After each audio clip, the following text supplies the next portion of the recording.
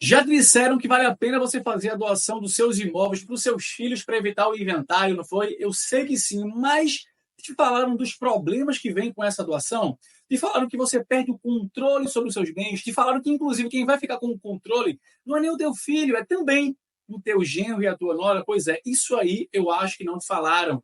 Te falaram também que para você conseguir reverter tudo, você vai depender da vontade dessas pessoas, do teu filho, dos teus filhos, do teu genro, da tua nora, dos teus genros e das tuas noras, talvez. Se não te falaram isso, eu vou te explicar agora como é que funciona a doação de imóveis em vida e, claro, os problemas que vêm com ela. Então não esquece, já toca aqui embaixo para você se inscrever e poder receber os outros vídeos sobre esse tipo de conteúdo e, claro, lembra de ativar o sininho. Olha só, você já sabe que a doação de bens em vida é aquela operação em que você doa imóveis, doa bens, qualquer tipo de patrimônio lá para os seus filhos para poder evitar o inventário. Então, não vou nem traçar muitos detalhes sobre isso.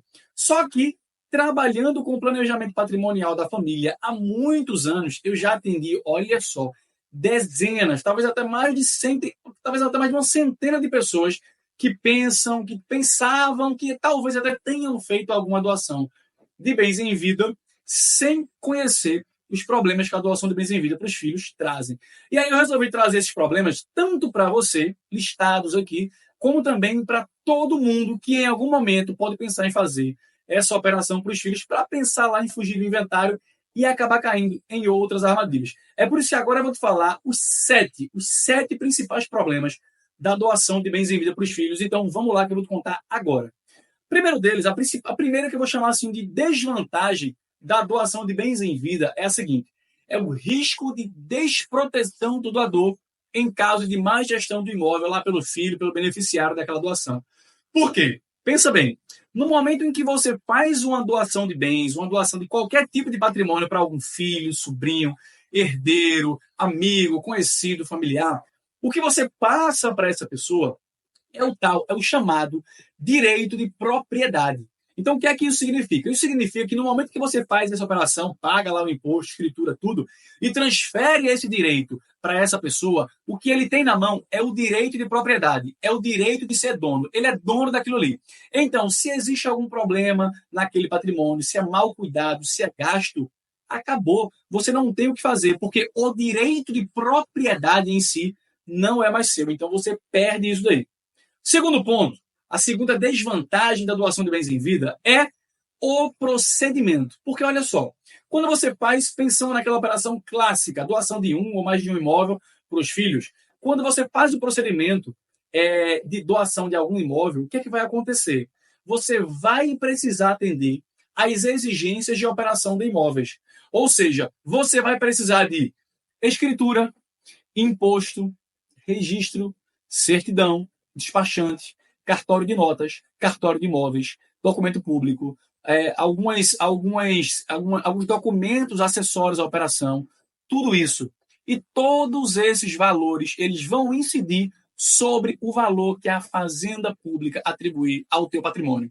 Ou seja, o procedimento da doação de bens em vida para os filhos, ele vai demandar, primeiro, todos os atos que envolvem uma operação imobiliária, ou seja, cartório de um lado, notas, cartório do outro, registro de imóveis, como também ele vai demandar que todos os atos sejam calculados sobre o valor que o Estado atribuir ao teu patrimônio. Como terceiro problema aqui da doação de bens em vida, tem o imposto, o chamado imposto de doação. Você não está doando? Só que olha só, o imposto de doação, ele se chama aqui no Brasil, ele tem um nome completo, digamos assim, ele é conhecido por imposto por transmissão, causa mortes, faltou dedo, e doação. Imposto por transmissão, causa mortes e doação. Ou seja, é causa mortes e doação. Significa, então, que o imposto que você vai pagar para poder doar aquele patrimônio para os filhos, ele é exatamente o imposto que vai ser pago lá no inventário. Ou seja, você tem pouca economia fiscal, pouca inteligência nesta operação. Mais um ponto aqui, o quarto ponto de problema da doação de bens em vida para os filhos é a falta, a ausência, a imprevisibilidade, a impossibilidade do direito de arrependimento. É isso aí. Pensa bem. No momento em que você transfere o patrimônio para o teu filho, para a tua filha, você perde o direito de se arrepender daquela operação. O que é que isso significa na prática? Isso significa que se você se arrependeu de realizar aquela operação, você não pode desfazê-la. Você não pode desfazer aquela operação. Ou seja, o que é que acaba acontecendo? Se existe um atrito, se existe um problema ou nem existe um problema, vamos supor que você quer desfazer ou a operação ou parte dela, metade do imóvel, por exemplo, para você poder beneficiar um outro filho, um amigo, um sobrinho, a esposa, o marido, alguma outra pessoa envolvida ali naquela família. Nesse ponto, você não tem o direito de arrependimento. Então, passou para o filho, acabou. E aí vem um próximo ponto aqui, acho que é o quinto já, né? Que é o seguinte: para você desfazer aquela operação, você tem que praticar uma nova operação que reverte os efeitos.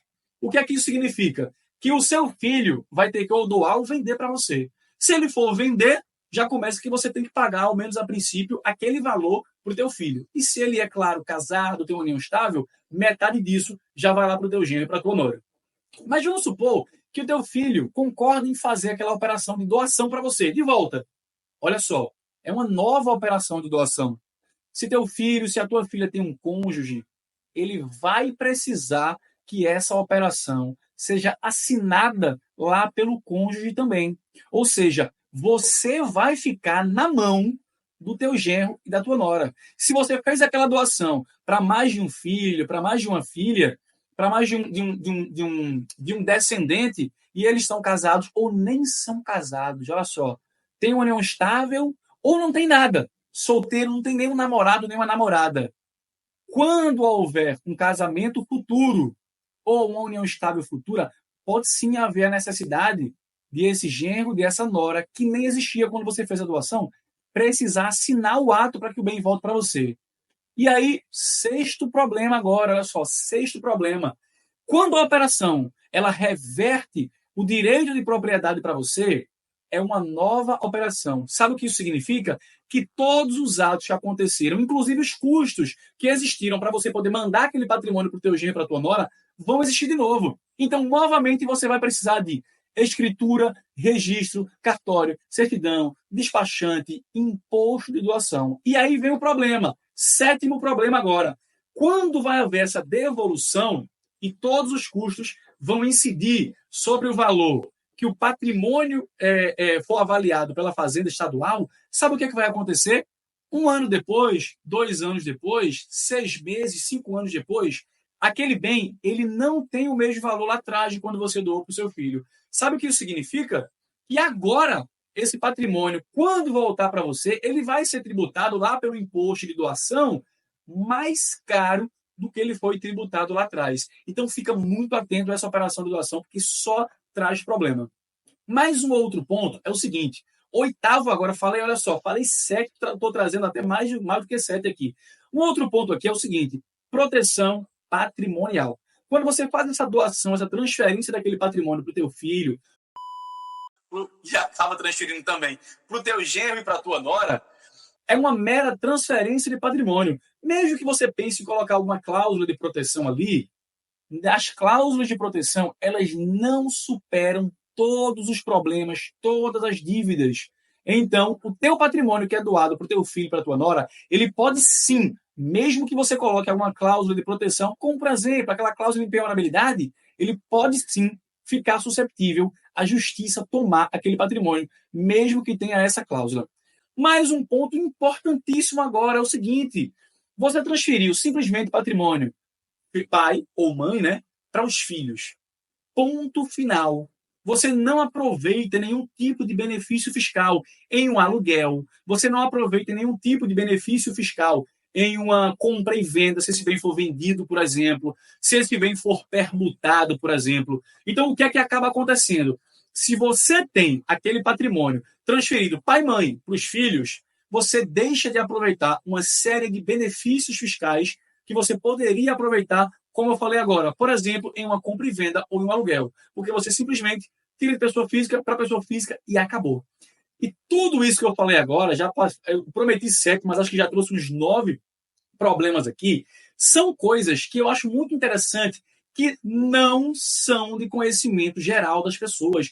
Não são de conhecimento geral nem mesmo de alguns profissionais que trabalham na área. Como eu falei, já trabalho nisso há mais de 10 anos, já trabalhei com dezenas, acho que talvez mais de centenas de pessoas explicando como isso acontece. E sempre as pessoas desconhecem esses detalhes na operação de doação de imóveis aos filhos. Então, tudo isso eu percebo que acontece, toda essa problemática eu percebo que acontece porque as pessoas não têm educação patrimonial. Muita gente tem por aí educação financeira para poder construir o patrimônio, para poder investir, para poder aumentar aquilo que ganhou lá atrás. Só que a educação patrimonial, ou seja, como você tratar o patrimônio, aquilo que as suas finanças se transformou, é algo que as pessoas não têm por aí. E é por isso que eu tenho aqui um vídeo em que eu te explico detalhadamente informações sobre educação patrimonial, sobre educação financeira e o que você precisa saber sobre educação patrimonial. Então não perde a oportunidade. O vídeo está aparecendo aqui na sua tela, no card, e também está com o link aqui embaixo, na descrição desse vídeo aqui que você está assistindo. Então, para você poder entender detalhadamente as operações, inclusive a diferença entre educação financeira e educação patrimonial, já que você agora já tem patrimônio, toca aqui embaixo, ou então toca no card que está aparecendo aqui na sua tela, para você poder ir lá para o vídeo e eu te explicar detalhadamente educação financeira e educação patrimonial e o que você e sua família precisam que você saiba sobre isso. Vem cá que eu te conto.